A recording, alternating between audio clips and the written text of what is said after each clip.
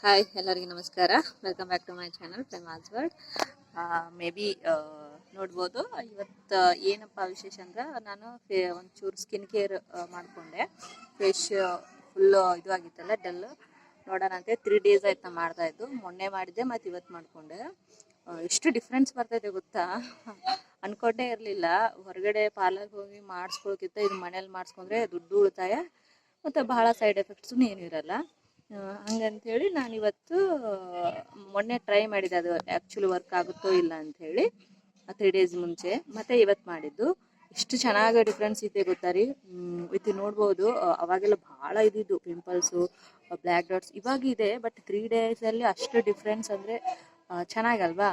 ಒಂದು ಸಲ 2 ಸಲ ಮಾಡಿದ್ದಕ್ಕೆ ಎಷ್ಟು ಡಿಫ್ರೆನ್ಸ್ ಬರುತ್ತಂದರೆ, ಸೊ ನಾವು ಒಂಚೂರು ವಾರದಲ್ಲಿ 2 ಸಲ ಅಥವಾ ಮಾಡ್ಕೊತ ಹೋದರೆ ಚೆನ್ನಾಗಿ ರಿಸಲ್ಟ್ ಬರುತ್ತೆ ಅನಿಸುತ್ತೆ. ಸೊ ನಾನು ಏನೇನು ಯೂಸ್ ಮಾಡಿದೆ ಏನಿಲ್ಲ ಅಂಥೇಳಿ ನಿಮಗೆ ಮುಂದೆ ಹೇಳ್ಕೊಡ್ತೀನಿ. ಪೂರ್ತಿ ಕಂಟಿನ್ಯೂ ವಿಡಿಯೋ ನೋಡಿ.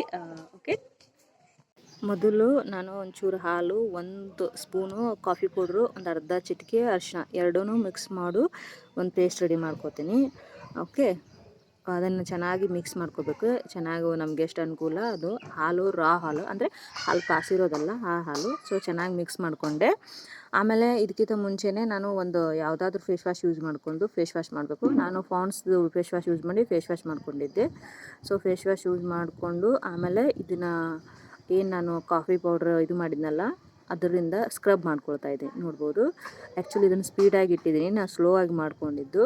ವಿಡಿಯೋ ಲೆಂದಿ ಆಗುತ್ತೆ ಅಂಥೇಳಿ ಸ್ವಲ್ಪ ಸ್ಪೀಡ್ ಇಟ್ಟಿದ್ದೀನಿ ಅಷ್ಟೇ. ಚೆನ್ನಾಗಿ ಸ್ಕ್ರಬ್ ಮಾಡಬೇಕು. ಎಸ್ಪೆಷಲಿ ಎಲ್ಲೆಲ್ಲಿ ಡಾಟ್ಸ್ ಇದ್ದಾವೆ, ಬ್ಲ್ಯಾಕ್ ಹೆಡ್ಸ್ ಇದ್ದಾವೆ, ಮತ್ತು ಎಲ್ಲೇ ನಿಮ್ಮ ಕಪ್ಪು ಅನಿಸ್ತಾ ಇದ್ದಾವೆ ಅಲ್ಲೇ ಸ್ವಲ್ಪ ರಫಾಗಿ, ಸ್ವಲ್ಪ ಲೈಟಾಗಿ ರಫಾಗಿ ಸ್ಕ್ರಬ್ ಮಾಡಬೇಕು. ಇದರಿಂದ ಏನಾಗುತ್ತೆ, ಡೆಡ್ ಸ್ಕಿನ್ಸ್ ಎಲ್ಲ ರಿಮೂವ್ ಆಗುತ್ತೆ. ಸೊ ನಿಮಗೆಲ್ಲ ಗೊತ್ತಿದೆ, ಕಾಫಿ ಪೌಡ್ರಲ್ಲಿ ಕ್ಲಿನ್ಸಿಂಗ್ ಪವರ್ ಜಾಸ್ತಿ ಇದೆ.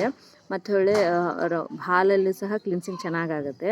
ಅರಿಶಿನ ಗ್ಲೋ ಮತ್ತು ಏನಾದರೂ ಇನ್ಫೆಕ್ಷನ್ ಇದ್ದರೆ, ಸೊ ಏನಾದರೂ ಬ್ಯಾಕ್ಟೀರಿಯಾಸ್ ಇದ್ದರೆ ಅವೆಲ್ಲನೂ ಫೇಸ್ ಒಳಗೆ ಏನಾದ್ರು ಇದು ಆಗ್ತಿದ್ರೆ ಈ ಅರಿಶಿನ ಹಚ್ಕೊಳ್ಳೋದ್ರಿಂದ ಏನಾಗುತ್ತೆ, ಎಲ್ಲನೂ ಆ್ಯಂಟಿಸೆಪ್ಟಿಕ್ ಆಗಿ ವರ್ಕ್ ಆಗುತ್ತೆ. ಸೊ ಈ ಥರ ಎಲ್ಲ 2-3 ಮಿಕ್ಸ್ ಮಾಡಿ ಚೆನ್ನಾಗಿ ರಬ್ ಮಾಡ್ಕೋಬೇಕು.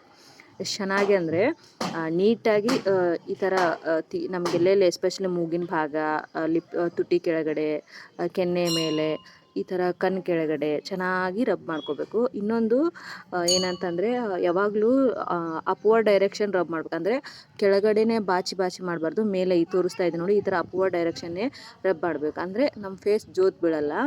ಸೊ ಲಿಫ್ಟೆಡ್ ಇರ್ತದೆ ಫೇಸು. ಇದರಿಂದ ಏನಾಗುತ್ತೆ, ಏಜಿಂಗ್ ಗೊತ್ತಾಗಲ್ಲ.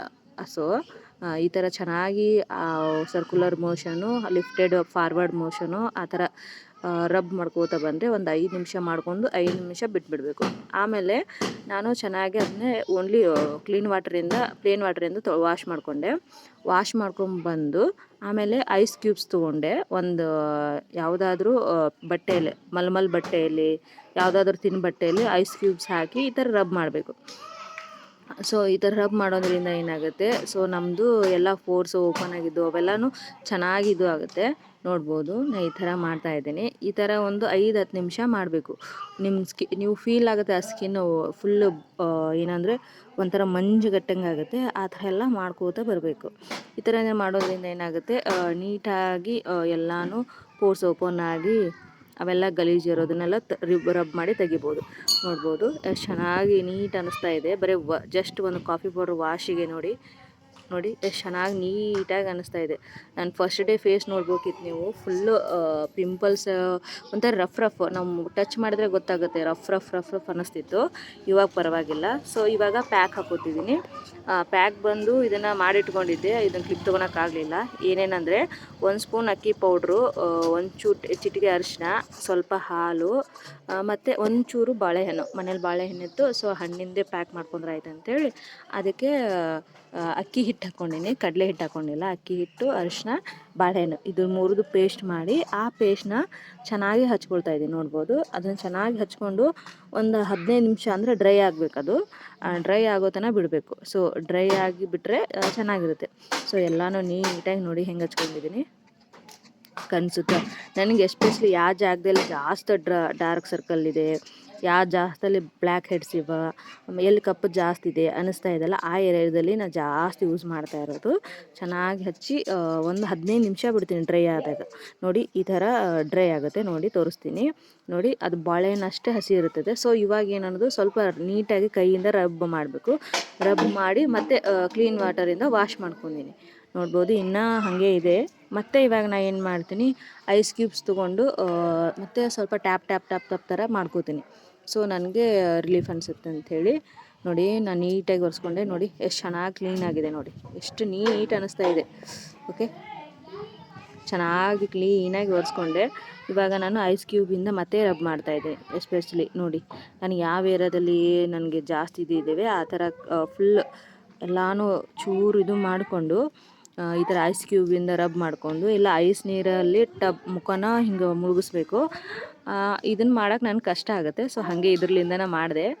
ಆಮೇಲೆ ಮಾಡಿದ 5 ನಿಮಿಷ ಆದಮೇಲೆ ಸ್ವಲ್ಪ ಆರಿದ ಮೇಲೆ ಇದು ಒಂದು ಪಾಂಡ್ಸ್ ಜೆಲ್ಲಿನ ನನ್ನ ಹತ್ರ ಒಂದು ಮಾಯ್ಶ್ಚರೈಸರ್ ಇತ್ತು ಪಾಂಡ್ಸ್ದು.